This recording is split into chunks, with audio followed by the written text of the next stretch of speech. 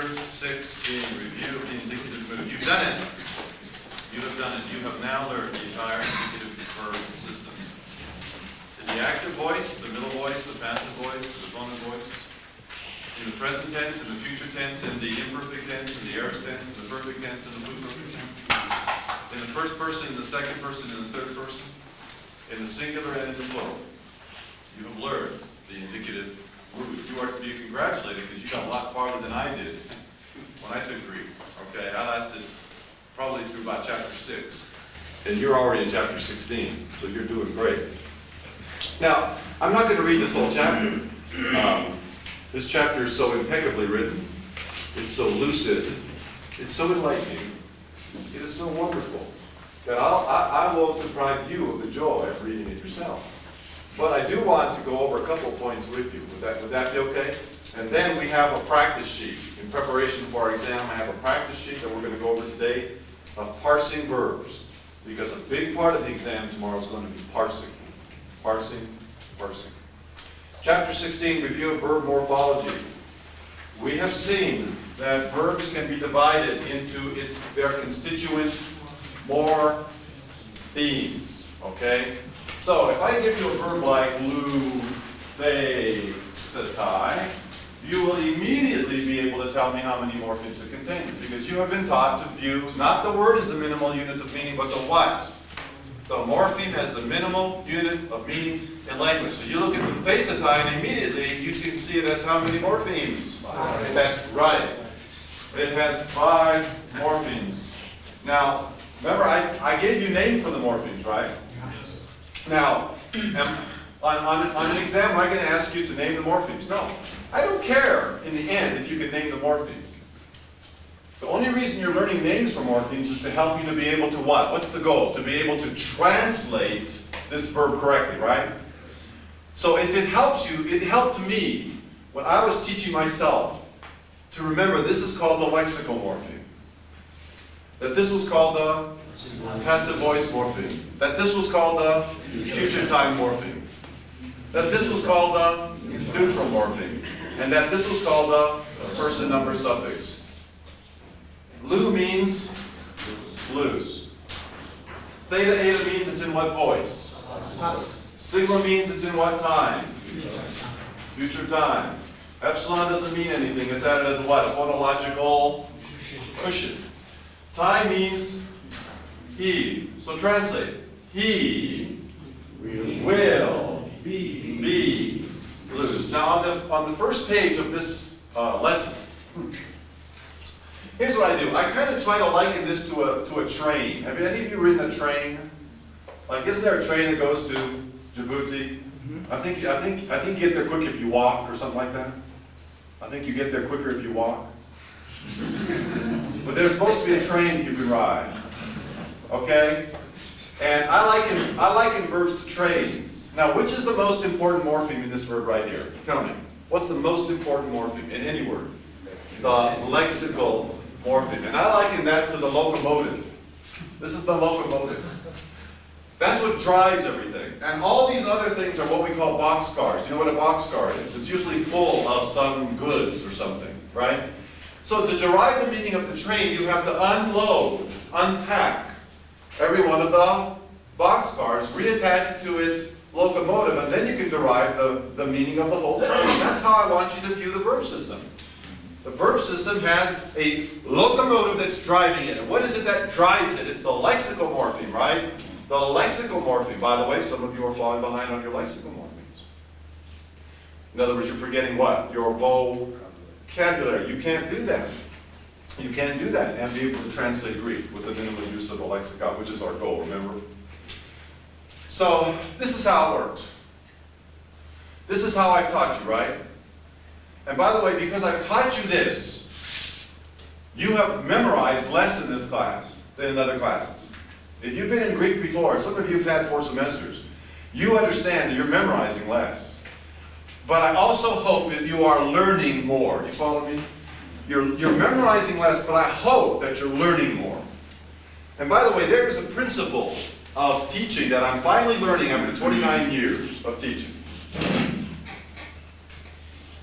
Less is more. Have you ever heard that? The principle less is more. As you begin to focus on what is really essential, you're learning a lot less.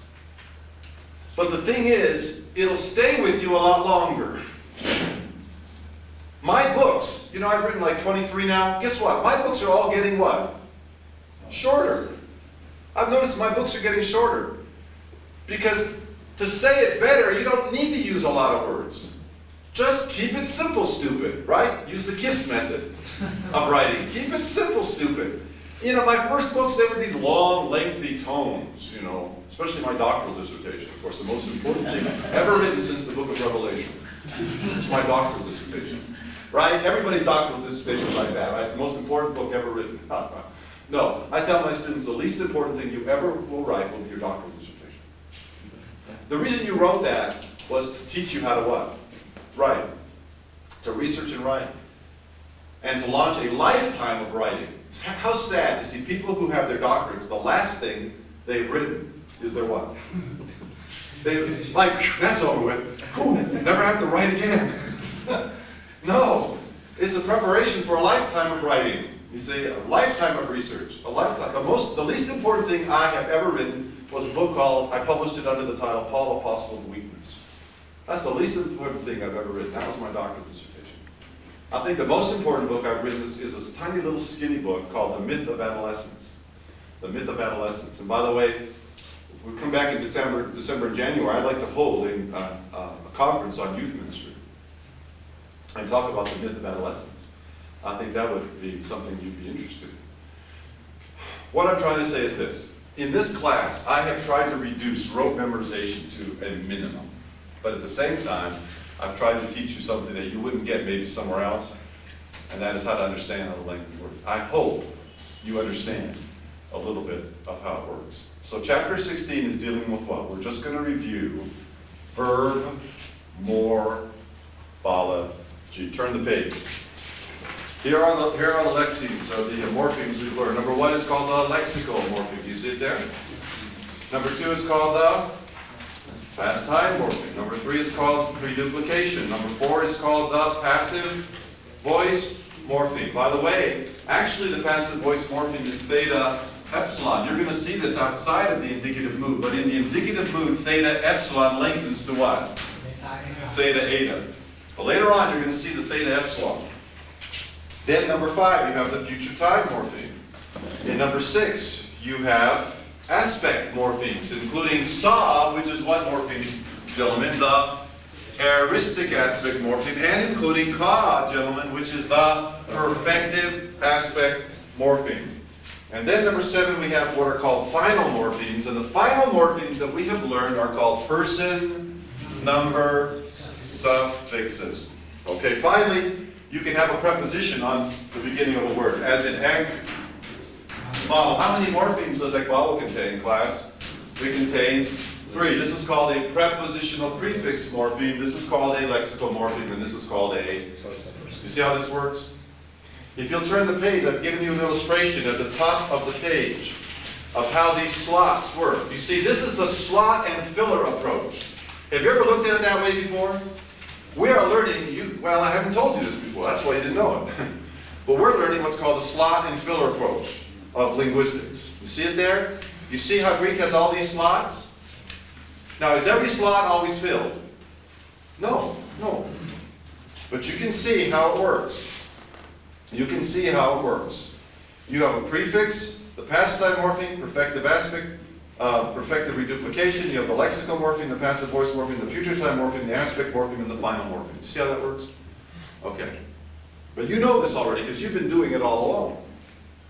You've been filling in the slots as you go along. On page 100, I give you an overview of luo based on the first person singular. Isn't that kind of cool? So if you look down the middle column, it's luo, luomai, and luomai. How about in the future? What's the future active? Luso. What's the future middle? Lusamai. What's the future passive? Luthesamai. Isn't that cool? Look at the aorist. Active, middle, and passive. What's the active? Elusa. What's the middle? Elusami. What's the passive? Would you please look at the board? Tell me how many morphemes elusa contains? 3. How many morphemes does elusamine contain? 4. Now how many does eluthane contain? 4. 4. 1, 2, 3. 1, 2, 3, 4. 1, 2, 3, and 4. Isn't that cool? Name the morpheme for me. Let's play the game. Name the morpheme. The television on good. This is live from ETC. Name the morpheme. Heuristic aspect.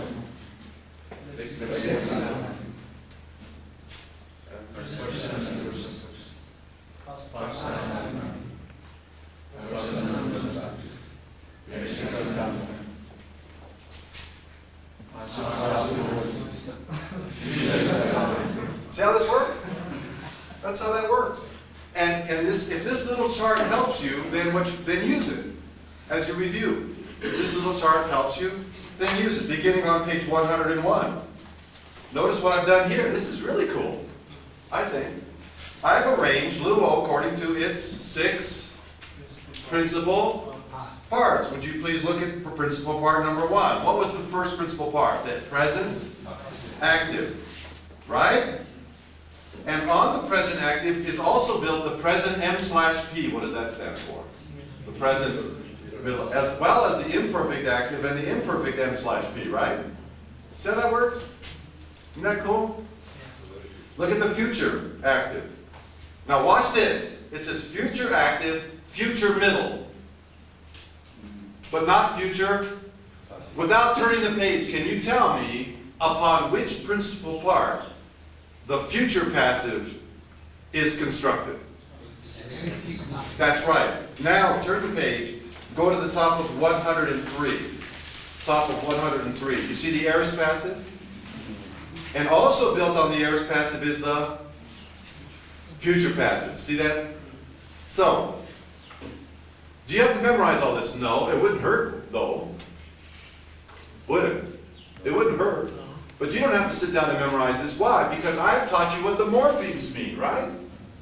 You know what the morphemes mean. You don't have to memorize luo, lues, lue, lucin, and lucin. You don't have to memorize eluthane, eluthes, eluthe, eluthamin, eluthe, eluthisan. You don't need to do that. Now, it wouldn't hurt to do that. You know, I did it. You know, I took first year over again. I had to take it over again, and I took it from Moody Bible Institute from their correspondence. And I memorized everything. I mean, I knew it wasn't going to be on the quiz or exam. It didn't matter. I memorized it. By the way, dia, guess what? When I was memorizing dia, you know what I memorized? Because of, comma, on account of. I memorized everything. I wanted to know everything. Okay? That's the way I was. I was just so motivated that I didn't want to learn Greek. I wanted to master Greek. You see? So I'm not saying you can't. I'm not saying it's strictly forbidden for anybody to memorize anything that's not required on the quiz. So you'll be punished if you memorize anything that's not required on the quiz. I'm not saying that. But what I am saying is, listen, I don't care how you get there. I don't care how you get there. But you have to be able to translate correctly. Okay? If this helps, fine. If it doesn't help, forget it. The goal is to be able to translate accurately. I don't care how you get there. You can use Summers' textbook, Wenham's textbook, Mounce's textbook, it doesn't matter. I don't care what textbook you use. I don't care what method you use. As long as you, after 1 year of Greek, you can sit down and open your Greek New Testament and read the thing, okay? That's the goal, to read it. To read it. And I'm scared because I have seen this so many times. I've seen people work as hard as you have worked to acquire all of this information and then lose it. Just lose it, like that, because they don't use it. So hopefully before these 3 weeks are out, you will be using your Greek New Testament, you'll be using your Greek, you'll be translating your Greek, and at the end of these 3 weeks, hopefully you'll want to join the 5-minute Greek club. And we'll have an Anasaboba chapter up at Forum by then. You can all sign on the dotted line and join the prestigious 5-minute Greek club. Okay. On the bottom of 103, I have given you some guidelines of how to identify a verb. Please turn to 104, and I've given you 4 examples. You see this? 4 examples. And this is what you probably have to do on the exam, because there'll be 20 verbs to parse on the exam, okay? And you just need to, you'll have plenty of time, but you'll need to take your time, go slowly, and do morphological analysis in order to arrive at the correct translation. So I've given you 4 examples. You see kind of how it works there? Look at augment. You see the first one there? You see what you're doing with augment? And then the second one is elegant. And then you have the grapsamen, and then you have the laudative, okay? I've sort of given you some guidelines there. And you can work on that, all right? You can work. Okay, here's what we're going to do. I have 20 verbs that we're going to practice today, okay? If you can do these 20 verbs, you will have no problem on the exam, because basically it's the same kind of thing on the exam tomorrow. So let's take a brief break, 5-minute break. We'll come back and then we'll work on these for practice, okay? All right, thank you. To parse. And I'm going to call on some of you to parse these for us, and we'll work through them slowly. The first one is on the board. It's also on your sheet. It's LOS, and I would like to ask Anduelam, are you here? Yes, Anduelam. Would you parse LOS for us, please? Imperfect. Imperfect. Active. Active. Indicative. Indicative. Third. No. Second. Second. Singular. Singular. Plural. And the source is plural. Very good. Any questions on LOS? Imperfect, active, indicative, second, singular, from plural. Bekele. Would you do the next one for us, please? Lusamenta. Lusamenta.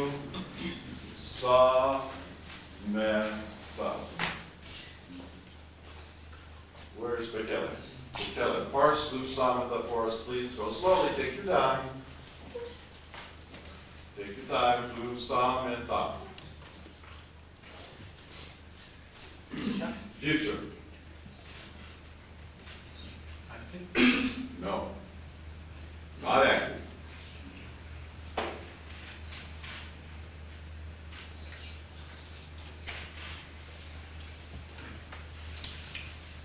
Remember, meta means non-active, so it's future. Passive. Nope, not passive. So you have one choice now. Future. Come on, Mikhail, you can do it. Future. It's not active. It's not passive. Thank you. Good.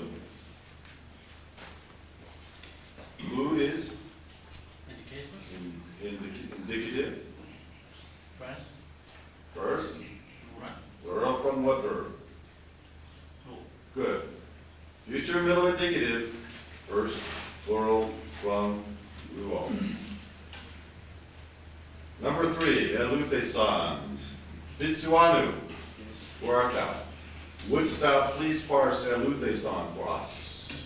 Eluthe-san. Imperfect. Eluthe-san. It's not imperfect. It's not imperfect. Aeristic. No, it's not aeristic. There is no tense called aeristic.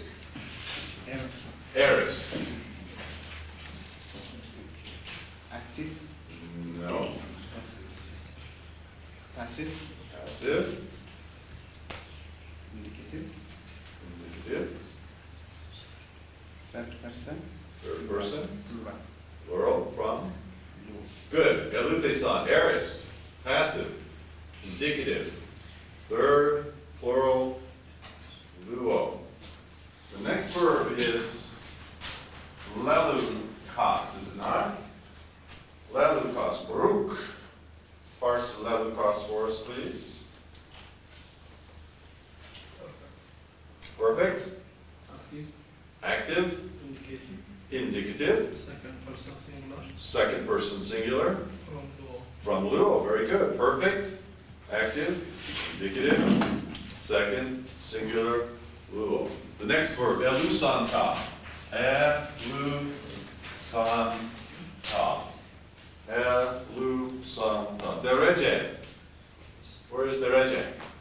Verb, will you please parse elusanta for us?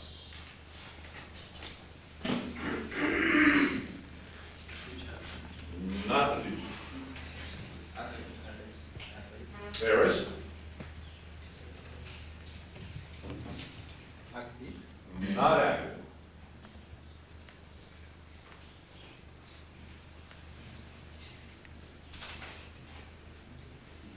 Unta means non-active.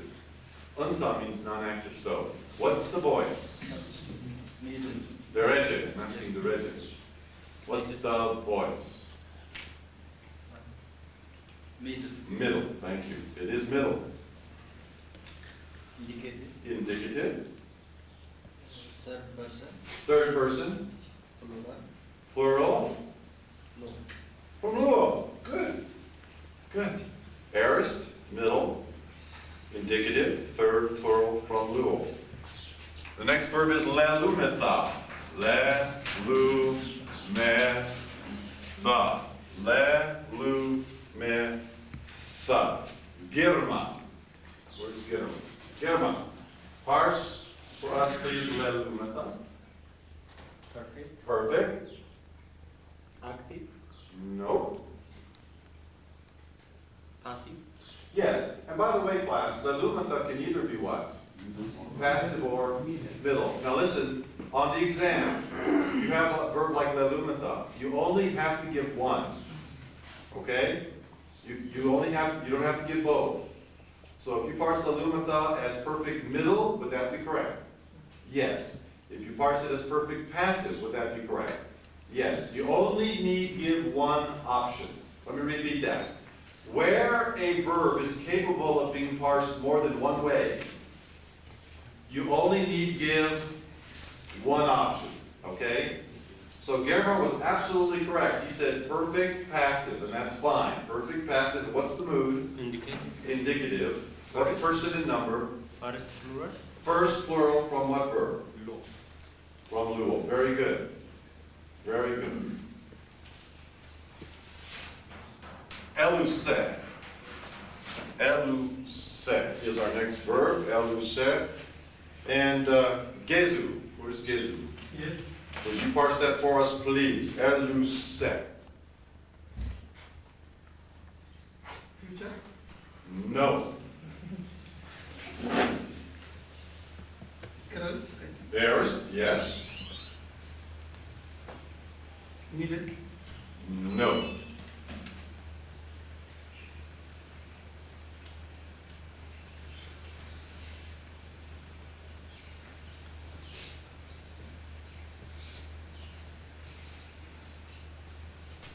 Aorist.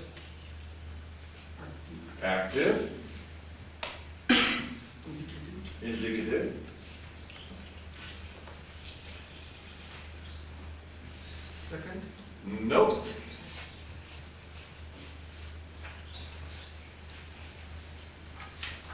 Elvis says not. Second, it's whenever you see an epsilon or epsilon nu, third singular. And what is the source? Good. Aorist, active, indicative, third singular from luo. Okay? Eluthe is our next verb. Eluthe. Eluthe. And let's see here. Kelemen. Parse it for us if you will. Aorist. Aorist. Passive. Passive. Third. Uh-oh, what mood? Sorry. Second. What mood? Sorry. Okay. Indicative. Thank you. Third. Third. Singular. Singular. Low. Excellent. Aorist. Passive. Indicative. Third. Singular. From. Lu. O. Okay. The next verb is elueta. Elueta. Marcos. Elueta. Marcos. It is not aorist.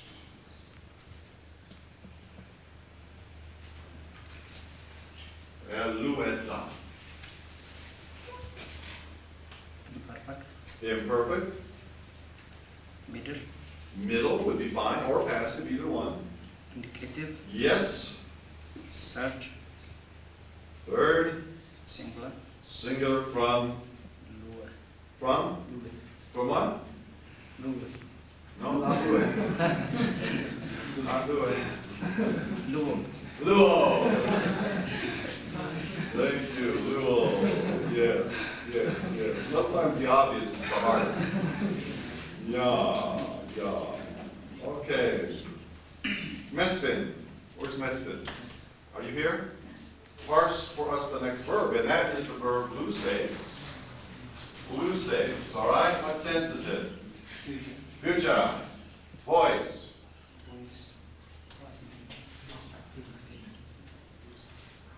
Not passive.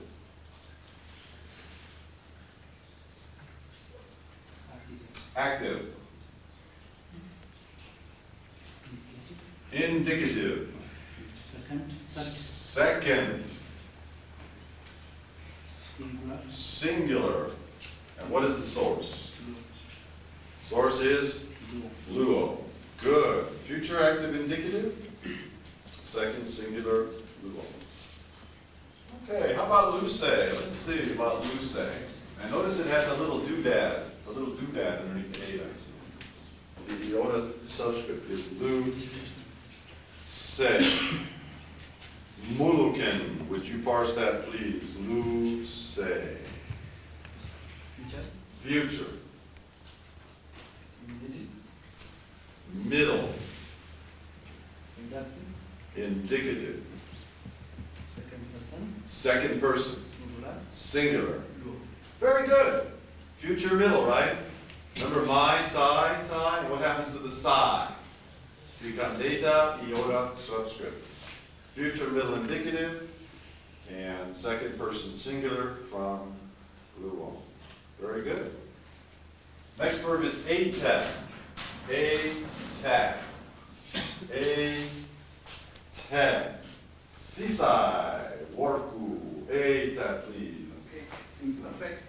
Imperfect. Active. Yes, we can say active, although technically the verb to be does not have a voice, but that's okay. And what mood is it? Indicative. Indicative. Can you tell me the person and number? Second person plural. Which one? Second person Second person plural. And what is the source? plural. M. Yeah, the source is A, me. Very good. Very good. Eseste is our next verb. Eseste.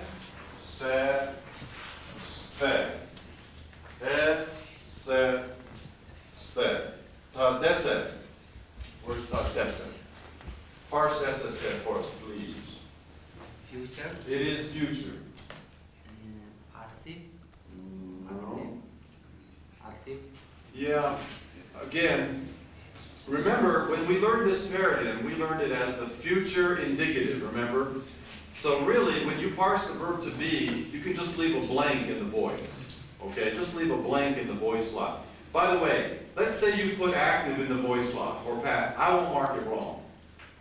But technically speaking, the verb to be does not have a what? A voice. So you can leave it blank. Now, if you put something in the blank, I don't care what you put, I won't mark it wrong, okay? So really, this is future blank indicative, and the set tells you it's what person and number?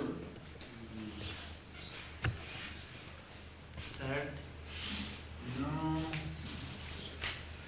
second, Second, singular, no. Second person, plural. And what is the source? Amy. Very good. Thank you. Oath, face. Oath, face. Oath, face is tamirat here. Tamirat. Parse for us oath, face, please. No, it is not present. Oath, face. It is aorist. What is the voice?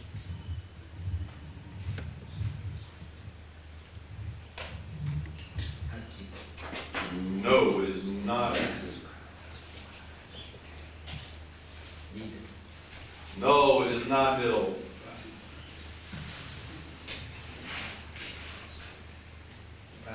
Passive. Indicative. Second. Second. Singular. From everybody's favorite verb. What is everybody's favorite verb? Apao. Apao. That's good. Arao. Arao is the source. So that's aorist, passive indicative, second person singular from ha, ra, o. Did not face a tie. Boy, that's a mouthful. Did not say se tie. Did not say se tie. Temeskin, would stuff, please parse it. Future. Future. Passive. Passive. Indicative. Indicative. Verb. Third. Singular. Didasco. Didasco. No problem there. Future, passive, indicative. Third, singular, didasco. The next verb, elusaste. Elusaste. Elusaste. Tesfaye. Where are you? Tesfaye. Please parse for us elusaste. Take your time. Think about it.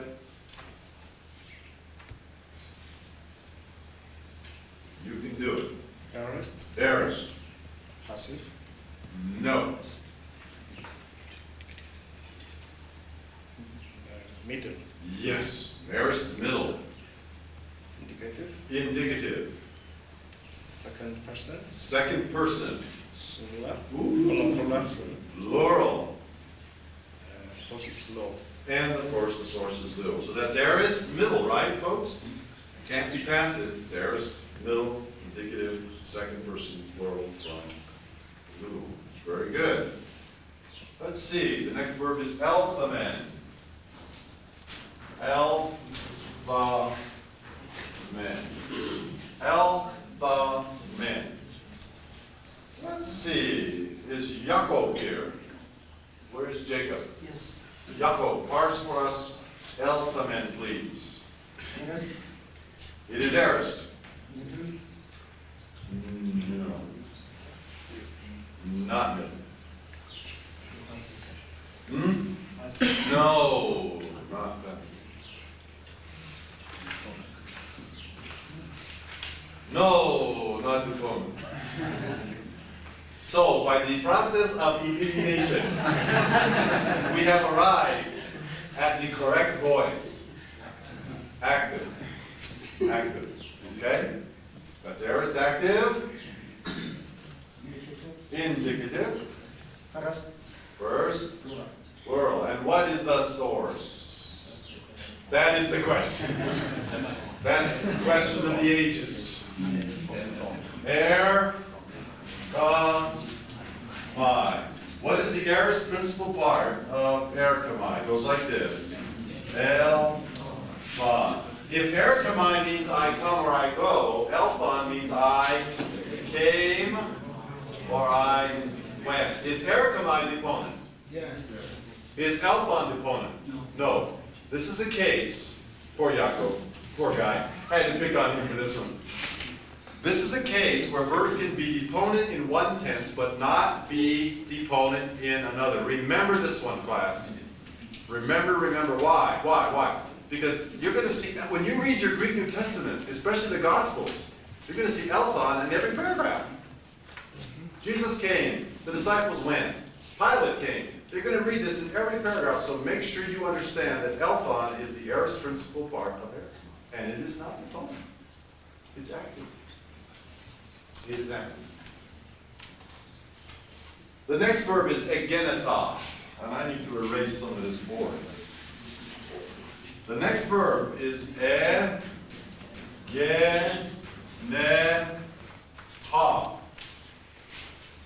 Jonathan Egenata, would you parse that for us, please?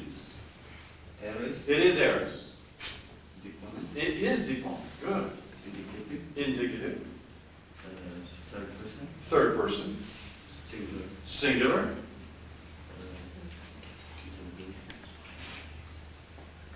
Ignoman. What's the source? Ignoman. Yeah. Ye, na, man. Class, do you see the internal stem change? So egenata is what tense? Aorist. What kind of a tense? First or second aorist? Second aorist. What is the definition of a second aorist? The second aorist undergoes internal stem change. By definition, that's what a second aorist is. Ason. Ason. Ason. Zalalam. Where is Zalalam? Zalalam. Parse ason for us, if you will, please.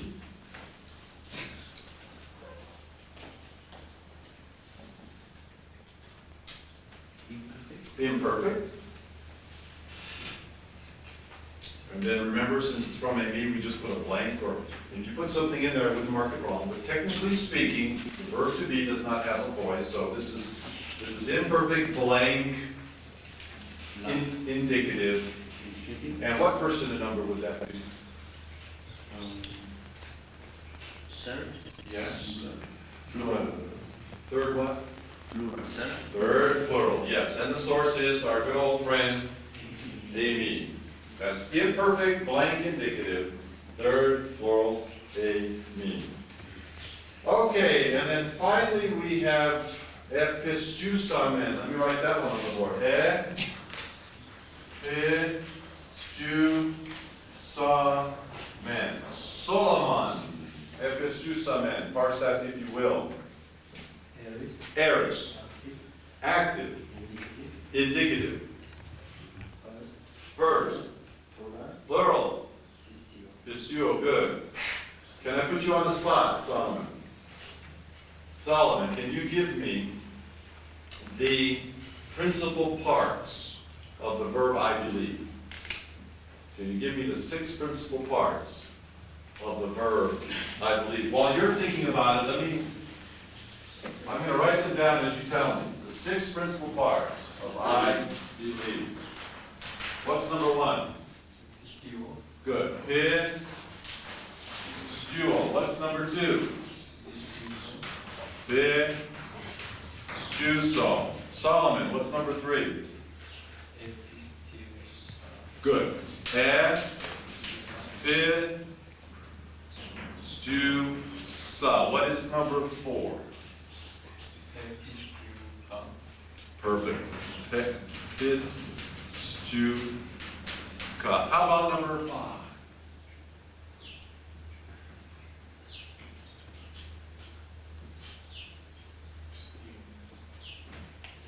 What do you think, Solomon? Number 5.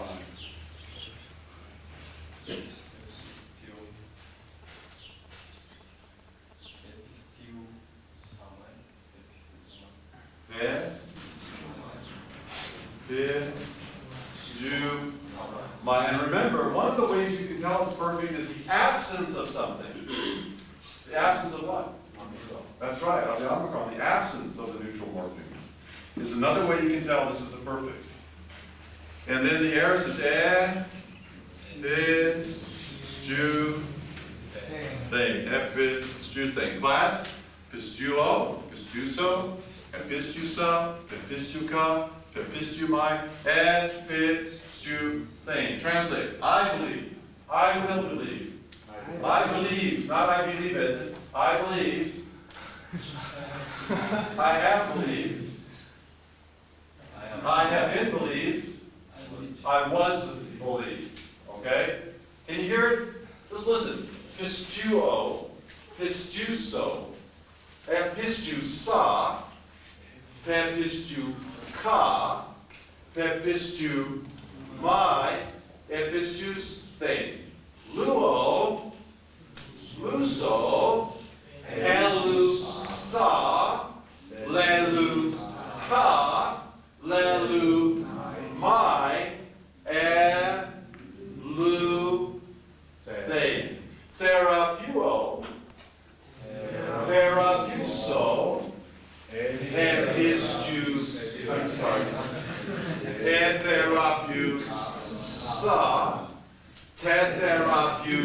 ka, tetheramai,